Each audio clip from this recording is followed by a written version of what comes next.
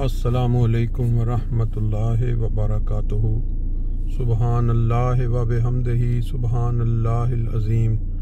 अल्लाहुम्मा सल्लि अला मुहम्मदिन व अला आलि मुहम्मदिन कमा सल्लैता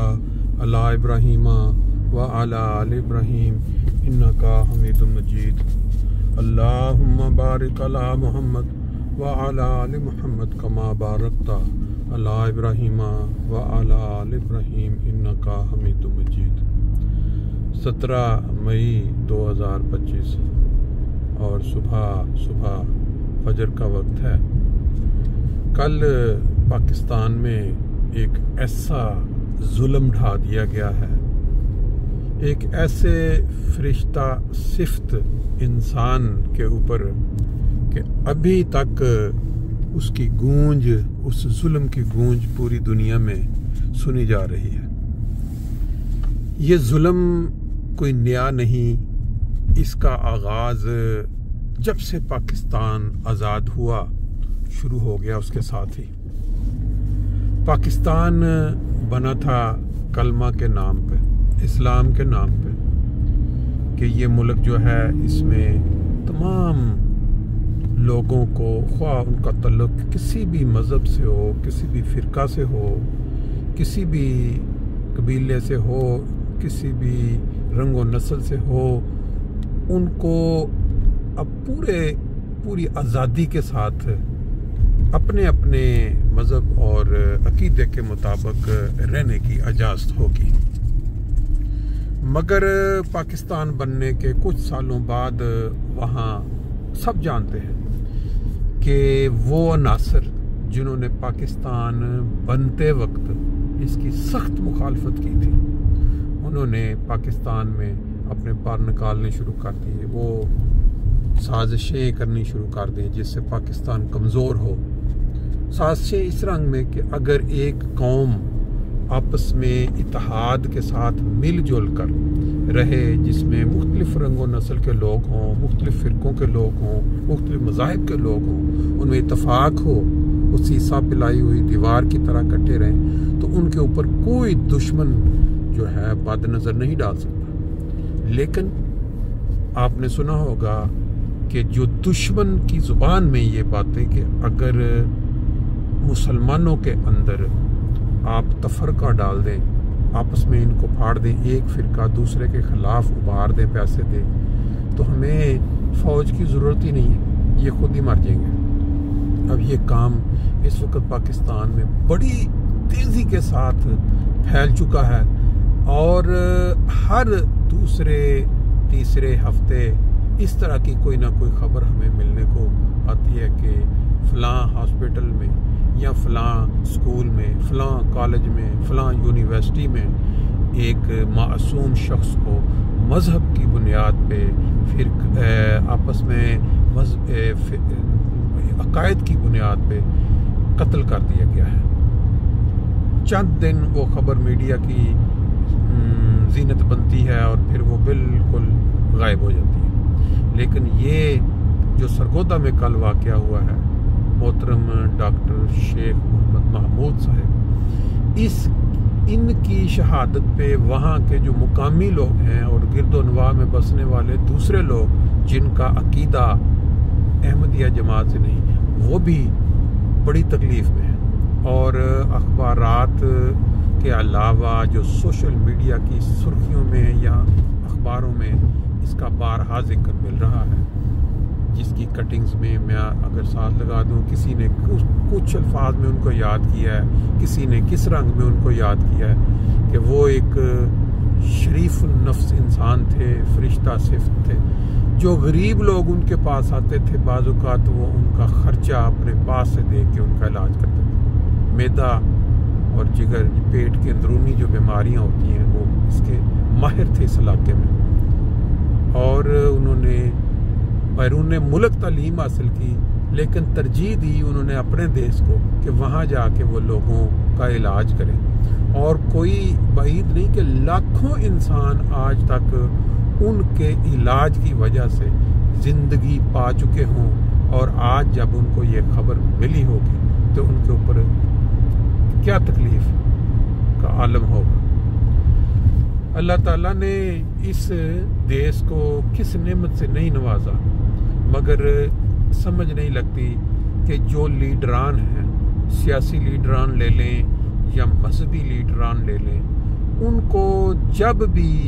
کوئی خطرہ محسوس ہوتا ہے اپنی کرسی کا، اپنے نیچے سے زمین نکلنے کا، یعنی حکومت ہاتھ سے جانے کا، طاقت سے تو وہ سب سے پہلے جو آسان ٹارگٹ دیکھتے ہیں وہ احمدیہ جماعت ہے۔ آپ کو یاد ہوگا کہ ضیاء الحق کے دور میں شیعہ سنی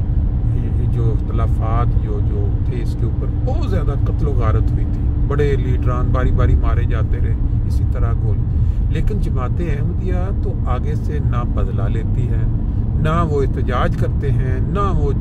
گراؤ چلاؤ کرتے ہیں۔ تو پھر یہ لوگ جن کو کن اداروں کی سپورٹ حاصل ہے خفیہ، وہ لوگ جو چند سال پہلے اسلام آباد کی ایک چوراہے پہ پیدا کیے گئے یا وہاں کی پیداوار ہیں، جو انہوں نے پورے دیش کو اس طرح کی گندی زبان اور واقعات سنا کے مختلف چینلز کے اوپر مبعوث کیے رکھا۔ ان کو وہ تنگ تھی قوم کہ یہ کس طرح کے لوگ ہیں، کس طرح کے واقعات سناتے ہیں۔ نبی کریم صلی اللہ علیہ وسلم کی ذات کے متعلق وہ ایسی چیزیں پہ آج وہ کیا میں اس کو الفاظ استعمال کروں، وہ مذہب فروش جماعت پورے دیش کے اندر اپنی وہ جڑیں وہ کیا کہتے ہیں مضبوط کر چکی ہے۔ اور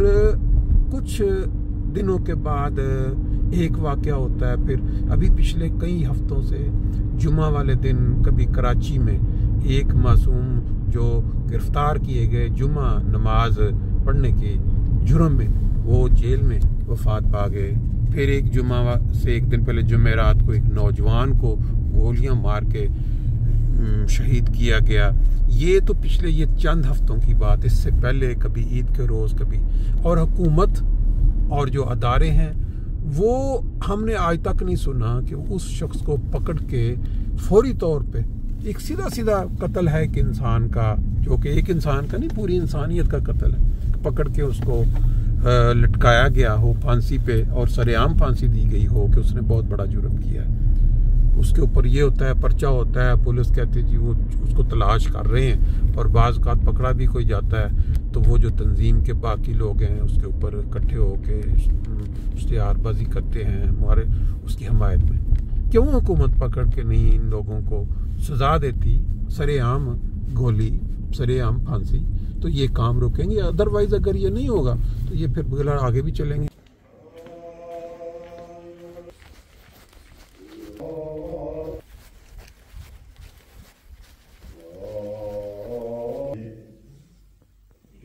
جو ظاہر نبی کریم صلی اللہ علیہ وسلم کا دین یہ ہے،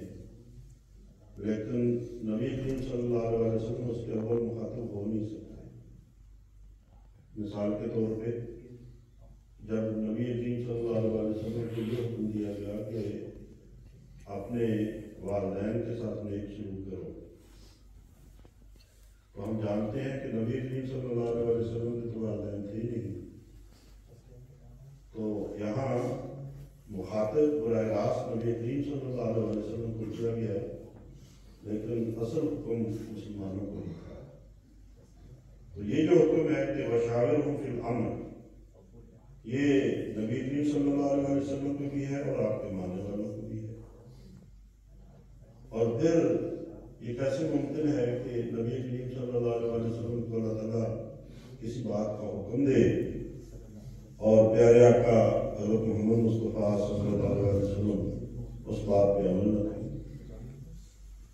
اور پھر اللہ تعالیٰ نے قرآن کریم میں خود ہی تصدیق کر دی کہ مسلمانوں نے اور نبی کریم صلی اللہ علیہ وسلم نے اس حکم کا اس قدر عمل کیا ہے کہ فرمایا کہ وَأَمْرُهُمْ شُورَىٰ بَيْنَهُمْ، کہ ان کے جو معاملات ہیں باہم وہ تو مشورے سے طے ہوتے ہیں۔ تو خدا نے تصدیق بھی کر دی کہ نبی کریم صلی اللہ علیہ وسلم نے پھر مشورہ لینے کے حکم پر اس قدر پابندی کی ہے کہ آپ ہر اہم معاملے میں صحابہ سے مشورہ لیتے ہیں، اور قرآن نے کہہ دیا کہ امرؤ شورا بینہم کہ ان کے معاملات تو مشورے سے ہی طے پاتے ہیں۔ اب دیکھیں کہ جب ہجرت ہوئی اور نبی کریم صلی اللہ علیہ وسلم مکے سے مدینہ ہجرت کر کے آگے، وہاں تو آزادی تھی مذہبی، اور نمازیں جو ہیں وہ باجماعت ہو سکتی تھی، مسجد بھی بنا لی گئی، تو وہاں پھر یہ سوال پیدا ہوا کہ اچھا اب نمازیں پڑھنی ہیں، مساجد میں آنا ہے، اور اس کے لیے وقت بھی ایک مقرر ہے، تو لوگوں کو نماز کے لیے بلائیں گے کیسے؟ کوئی ایسا طریق ہونا چاہیے کہ لوگوں کو نماز کے لیے بلایا جائے اور بتایا جائے کہ اب وقت ہو گیا ہے اور نماز کے لیے مسجد میں آ جائے۔ تو وہاں بھی نبی کریم صلی اللہ علیہ وسلم نے مشورہ کیا، صحابہ سے پوچھا کہ کیا طریقہ اختیار کرنا چاہیے، تو ہر ایک کا اپنا مشورہ تھا، لیکن پھر اللہ تعالیٰ نے رہنمائی کی، 3 صحابہ کو اللہ تعالیٰ نے خواب میں اذان کے الفاظ سکھا دیے اور بتا دیے، اور جب وہ نبی کریم صلی اللہ علیہ وسلم کے سامنے پیش کیے گئے تو آپ کو وہ الفاظ پسند آئے، تو یہودیوں کی طرح یا عیسائیوں کی طرح ناقوس بجا کے یا گھنٹیاں بجا کے نماز کے لیے نہیں بلایا گیا، بلکہ اذان کے طریقے اختیار کیے گئے۔ پھر جنگ بدر ہونی تھی، نبی صلی اللہ علیہ وسلم جب باہر نکلے ہیں جنگ کرنے کے لیے، باہر جانا تھا، تو وہاں بھی آپ نے صحابہ سے مشورہ کیا، آپ صحابہ سے پوچھتے تھے کہ کیا کرنا چاہیے، اور تاریخ میں آتا ہے کہ مہاجر صحابہ وہ بار بار اٹھتے تھے حضرت صلی اللہ علیہ وسلم سے مشورہ طلب کرنے کا، اور اپنے اخلاص اور اپنے جذبہ قربانی کا اظہار کرتے تھے، اور کہتے تھے کہ ہاں ہمیں لڑنا چاہیے اور جانا چاہیے، باہر جانا چاہیے۔ تو نبی صلی اللہ علیہ وسلم پھر مشورہ طلب کرتے، پھر پوچھتے، تو جب بار بار نبی کریم صلی اللہ علیہ وسلم نے مشورہ پوچھا تو انصار صاحب یہ سمجھ گئے کہ شاید نبی کریم صلی اللہ علیہ وسلم ہماری رائے نہیں ہے۔ وہ تو یہ سمجھ رہے تھے کہ جب مہاجر بھائی ہماری وقت دے رہے ہیں، مشورہ دے رہے ہیں اور اخلاص کا اظہار کر رہے ہیں، تو اس میں ہماری رائے شامل ہے۔ لیکن چونکہ نبی کریم صلی اللہ علیہ وسلم کا انصار کے ساتھ ایک معاہدہ ہوا تھا جب آپ ہجرت کر کے آئے تھے، اور وہ معاہدہ یہ تھا کہ اگر تو جنگ مدینہ شہر کے اندر ہو گئی تو پھر انصار آپ صلی اللہ علیہ وسلم کا ساتھ دیں گے اور آپ کے ساتھ مل کے لڑیں گے، لیکن اگر مدینہ کی حدود سے باہر لڑائی کرنی پڑتی ہے تو پھر انصار پابند نہیں ہے آپ کا ساتھ دیں گے۔ تو چونکہ ایک معاہدہ موجود تھا اور نبی کریم صلی اللہ علیہ وسلم کو یہ معاہدہ یاد تھا، لیکن انصار جو تھے وہ تو شروع میں انہوں نے معاہدہ کیا، لیکن بعد میں جب نبی کریم صلی اللہ علیہ وسلم کے ساتھ ایک عقیدت، ایک پیار، ایک محبت کا تعلق پیدا ہو گیا تو وہ تو اپنے اس معاہدے کو بھول گئے تھے، جہاں نبی صلی اللہ علیہ وسلم وہاں انصار، تو وہ یہی سمجھ رہے تھے کہ ہماری رائے وہاں دین کی رائے بھی شامل ہے، ہمیں کہنے کی کچھ ضرورت نہیں۔ لیکن جب بار بار نبی صلی اللہ علیہ وسلم نے پوچھا تو پھر سارے صحابہ نے اٹھ کے یہ کہا، اور یہ جو فکرے ہم اکثر سنتے رہتے ہیں کہ انہوں نے کہا یا رسول اللہ وہ تو پرانی بات ہوگی، اگر آپ کا اس معاہدے کی طرف ہے، ہم تو آپ کے آگے بھی لڑیں گے اور پیچھے بھی لڑیں گے، دائیں بھی لڑیں گے اور بائیں بھی لڑیں گے، اور دشمن کی فوج آپ تک نہیں پہنچ سکتی جب تک کہ ہماری لاشوں کے اوپر سے اور یا رسول اللہ کا یہ کیا بات ہے، آپ تو اگر ہم یہ کہیں گے کہ ہم سمندر میں اپنے گھوڑے دوڑا دیں تو خدا کی قسم ہم ان سے بھی پیچھے ہٹنے والا نہیں ہے۔ تو یہ بھی نبی کریم صلی اللہ علیہ وسلم نے مشورہ طلب کیا تھا۔ آپ دیکھیں کہ جب 20-30 ہزار لوگوں کی ایک فوج مدینے کے اوپر چڑھ آئی، بہت بڑی فوج تھی، سارے جو قبیلے تھے مشرکین کے وہ اکٹھے ہو گئے، انہوں نے کہا کہ ایک دفعہ اکٹھے مل کے حملہ کرتے ہیں اور مسلمانوں کا سرے سے ہی صفایا کرتے ہیں۔ تو اس وقت بھی پھر یہ سوال پیدا ہوا کہ آپ اتنے لوگ آگے ہیں حملہ کرنے کے لیے، اور تو آپ کیا کرنا چاہیے، کیسے دفاع کرنا چاہیے؟ تو وہاں بھی جو حضرت سلمان فارسی رضی اللہ عنہ کا مشورہ تھا کہ اچھا باہر جا کے تو نہیں اتنی فوج سے لڑا جا سکتا، تو اگر خندق کھود لی جائے اور خندق کھود کے تو جو دشمن ہے اس کو روک دیا جائے کہ وہ مدینے میں داخل ہو۔ تو نبی کریم صلی اللہ علیہ وسلم کو یہ مشورہ پسند آیا اور آپ نے قبول کیا، اور وہ خندق ہوتی گئی۔ وہ اچھی خاصی بڑی خندق ہے، جو مدینے گئے ہیں، وہ جب وہاں بتایا جاتا ہے کہ اچھا جی یہاں خندق تھی، تو وہ کئی میل تک بہت لمبی خندق تھی، اور چوڑی اتنی تھی کہ جو ایک گھڑ سوار ہے وہ اس کو پلان نہیں سکتا تھا، اور گہری بھی اتنی تھی کہ یہ بھی نہیں ہو سکتا تھا کہ کوئی آسانی سے اس کے نیچے اس کے اندر اتر کے تو پھر دوسری طرف چڑھ جائے، تو پھر وہ خندق ہوتی ہے۔ تو مشورہ جو ہے یہ ہمارے پنجابی میں تو کہتے ہیں کہ مشورہ تو روڑی سے بھی لے لینا چاہیے۔